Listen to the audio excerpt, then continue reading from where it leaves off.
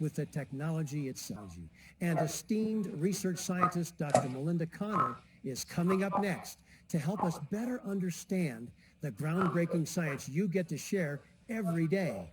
Melinda has presented at conferences throughout the world. She holds many graduate degrees. She was just named, Scientist of the Year at the World Conference on Qigong, which is all about energy medicine. She received a standing ovation at our last event, our live event in Las Vegas. She truly is a scientist's scientist, yet knows how to break it all down into terms we can all understand. Dr. Connor will be sharing findings from a double-blind clinical study soon to be published for which she was the primary investigator. The results are definitive. LifeWave performs. Hi, thank you, Jim. It is a pleasure to be here with LifeWave again. For those of you that I saw last January, hello. I'm Dr. Melinda Connor. For those of you that don't know me, Jim just mentioned, I'm part of EarthSong's Holistic Health Consulting. We do applied research around the country, and I'm fortunate that we just finished a study for LifeWave. We actually got the data back in December, so this is cutting edge for all of you. We are writing the journal article up right now, so you're getting a chance to hear it before it even has hit the broader scientific community. It's very exciting data. So what we did was initially last year at last year's conference, we presented the pilot data on the blood with X39. Were we going to see GHK and GHK-Cu? Well, we successfully saw both. Then you go to the next step in science, which is a double-blind randomized controlled trial, which is what we've done during the course of that last year. And I have to say thank you to David. He allowed us to interrupt in the middle of COVID, go off, work for some other folks, do a COVID study, and come back and restart the study. So I have to say thank you to the LifeWave community for the support in the COVID-19 research as well. So we went ahead and we did this blood study. The study was randomized. People got recruited from all over everywhere. We posted at Starbucks. We went ahead and we put out email and we put out flyers and we called and emailed the list of people who had participated in the past. And we were able to get 65 people, of which we used 60 because not everybody finished the study. And it was a week-long study. We took data on day 1, day 2, and day 7. And there were 2 groups, one of which was a placebo group and one of which was an active group and actually had an X39 patch. My team was completely blinded. We did not get a chance to know which group was which. We get the patches and they're completely blind. You can't tell what it is. And then when we get the data, it goes off to the laboratory. We just say group A, group B. Again, they don't know which is which. And it goes to the statistician, group A, group B. They don't know which. So it's very exciting when you get any kind of significant data, when you're very, very carefully controlling the entire process. We had a fabulous team who worked on this, and on the slides you can see our study team members for this particular project. It changes depending on the kinds of research we're doing at EarthSong. When we do research for LifeWave and doing blood studies, we're actually looking for something specific. And in this case, we were looking for GHK-Cu. It's a peptide. That means there are 3 amino acids that are all linked together. And in this case, we were looking for the copper version of it because the copper does some really cool things in terms of how it rebalances the whole body. Now, as you can recall from last year's presentation, GHK resets the genes in the body. In fact, it resets 4,000 genes in the body, which is very significant. And then it goes ahead and it rebalances your tummy. So it rebalances the gut so that it makes it work better. Then it goes out and it stimulates the process of creating stem cells.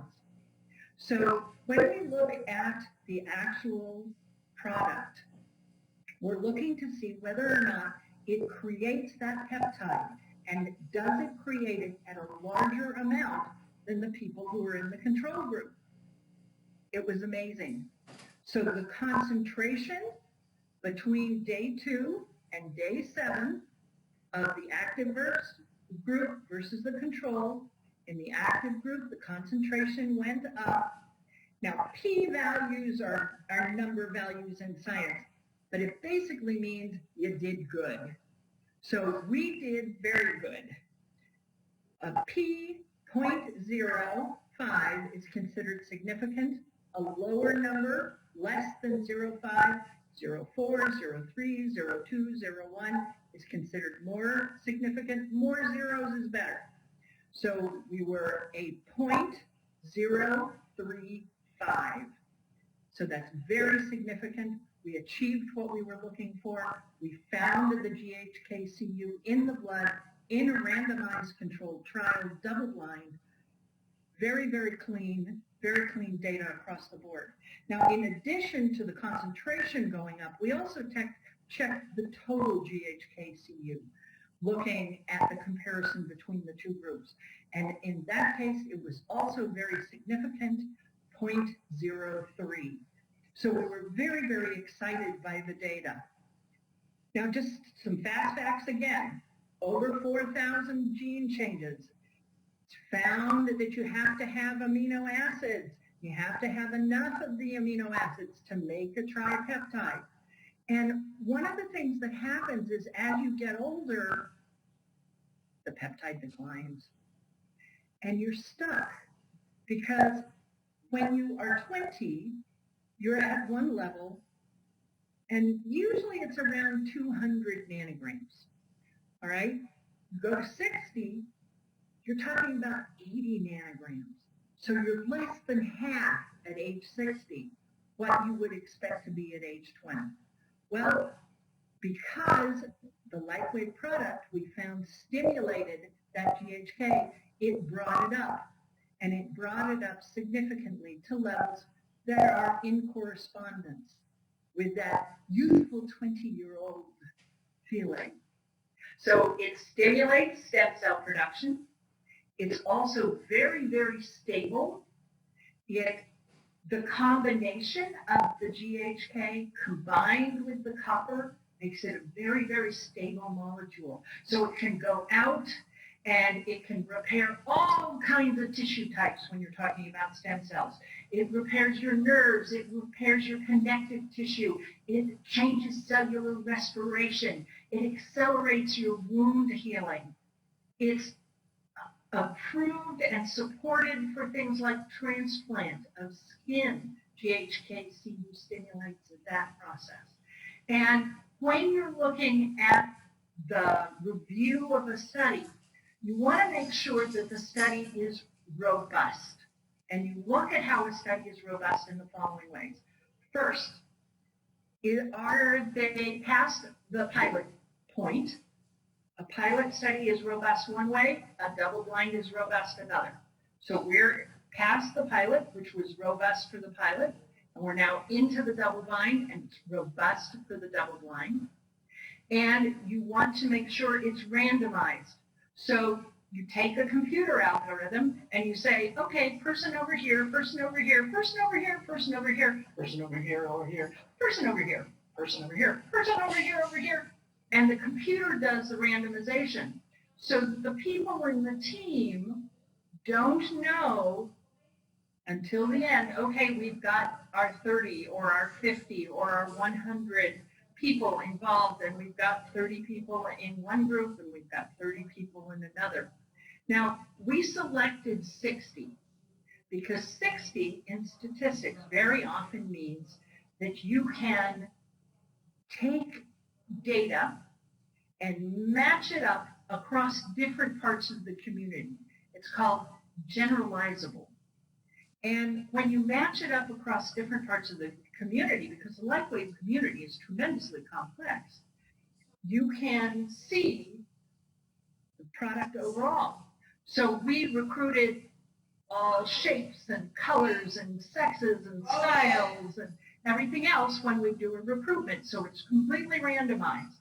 It's controlled because we do have protocols in place and every person does the same protocol. It's a trial because we're doing steps along the way and we're looking at double blind. So I don't get to know who's in the active group or the control group until we actually complete the study, the statistical analysis is in, and then we break the blind. Then I get to find out, did we succeed? And there's nothing like sitting on the edge of your chair for an entire year waiting to find out, did we succeed? It is pretty challenging sometimes. So we take the data, day 1, day 2, and day 7. The patch is worn for 8 to 12 hours a day. Blood was drawn after the person had been wearing a patch at least for an hour on the days that they had the blood drawn. And we go right from drawing the blood, turn around, and it's placed in the centrifuge. It's just that fast. It's 2 steps across the room. And it's spun, the plasma is separated. We take and decant the plasma into special tubes called cryotubes so that there's no DNA contamination and there's no plastics contamination. It's very, very clean. It's very sterile. Everything has to be done in a sterile room. And then we take and we flash freeze it so that we stop the molecules from continuing to process. Remember, these are really, really tiny molecules. These are building block molecules. And we stop the process, freeze it out, and then it's good to go. We go ahead and we ship it in dry ice over to the lab for the next stage of processing. Again, the very important results, the part to take away is this is a randomized controlled double-blind trial which got significance. And the significance was a 0.03 for total and 0.035 for concentration. So we achieved our objective. It was very, very exciting. And we reset people's genes. We rebalanced the gut. We know that from other studies. And we helped people do cellular repair. I want to thank you for a chance to be present with all of you and look at what the process can do, how it stimulates stem cells, repairs all tissue types, repairs connective tissue, repairs the nerves, accelerates wound healing, and helps with cellular respiration. Have a beautiful day and have a wonderful, wonderful conference.